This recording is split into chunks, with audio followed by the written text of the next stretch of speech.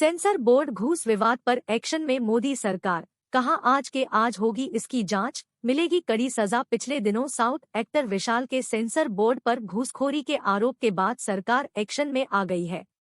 सूचना एवं प्रसारण मंत्रालय ने इस आरोप पर फौरन एक्शन लेते हुए इसकी जांच आज 29 अक्टूबर से ही शुरू करने की बात कही है। कहा गया है कि करप्शन के मामले में सरकार जीरो टॉलरेंस रखती है। हाल ही में साउथ के एक्टर और प्रोड्यूसर विशाल ने अपनी फिल्म मार्क एंटनी को पास कराने के लिए सेंसर बोर्ड पर घूस देने का आरोप लगाया। उनके इन आरोपों ने इंडस्ट्री से लेकर मीडिया तक में सनसनी मचा दी। इसके बाद सेंसर बोर्ड के पूर्व चेयरमैन पहलाज नेहलानी का भी बयान सामने आ गया, जिसमें उन्होंने बोर्ड पर लगाए इन घूस के आरोपों को सच कहा है। पहलाज ने ये तक कहा, सुना था जब ये सरकार बनी थी तो कहा जा रहा था कि न खाऊंगा न खाने दूंगा, लेकिन सीबीएफसी खुलेआम खा रही है। ये लोग रिश्वत ले रहे हैं। अब सरकार की तरफ से भी इन आरोपों को लेकर एक्शन लेने की बात कही जा चुकी है। मार्क एंटनी एक्टर विशाल ने एक वीडियो जारी कर सेंसर बोर्ड में चल रहे इस धांधली का खुलासा किया। उन्होंने बताया कि उन्हें अपनी फिल्म मार्क एंटनी के हिंदी वर्जन को पास कराने के लिए 6.5 लाख रुपए देने पड़े और ये बातें हजम नहीं हो रही है। अब एक्टर के इन आरोपों के बाद सूचना एवं प्रसारण मंत्रालय तुरंत हरकत में आ गई है। Ministry of information and broadcasting की तरफ से आधिकारिक बयान जारी किया गया है। इस बयान में लिखा गया है, एक्टर विशाल सीबीएफसी में करप्शन के इस मामले को सामने लेकर आए हैं, जो बहुत ही दुर्भाग्यपूर्ण है। सरकार करप्शन को लेकर जीरो टॉलरेंस रखती है। जो कोई भी इस मामले में इन्वॉल्व पाया गया, उनके खिलाफ कठोर कदम उठाया जाएगा। सूचना एवं प्रसारण मंत्रालय के एक सीनियर अधिकारी को मुंबई में डिप्यूट किया जाता है, जो आज ही इस मामले की जांच करेंगे। बता दें कि एक्टर विशाल के आरोपों के बाद सीबीएफसी के पूर्व चेयरमैन भी इस आरोप को सही बता चुके हैं। सुनिए उनकी पूरी बात यहाँ।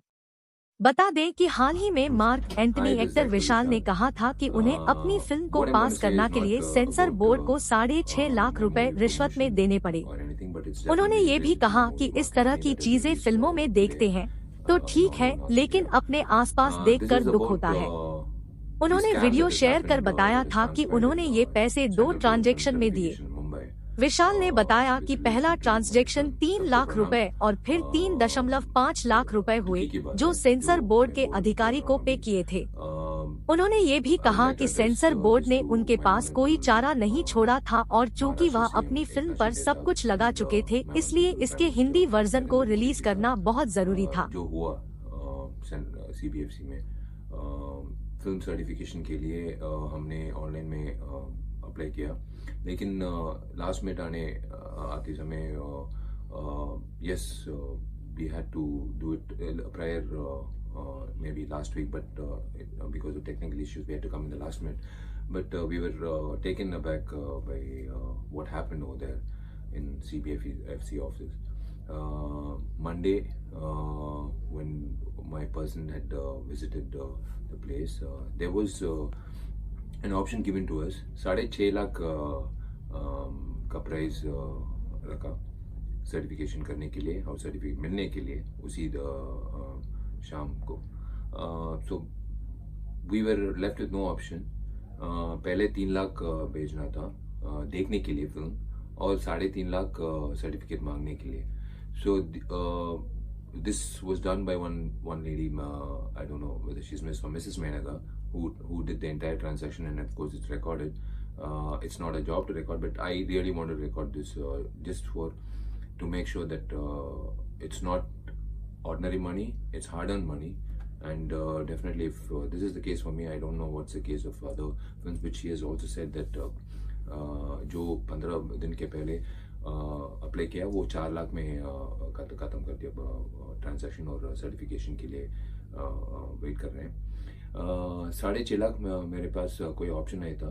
मैंने पे किया पहले 3 लाख और एक अकाउंट में और दूसरा अकाउंट में 3.5 लाख और मिल गया मेरा सर्टिफिकेट। और आज फिल्म मार्क एंटनी रिलीज हुआ नॉर्थ इंडिया में।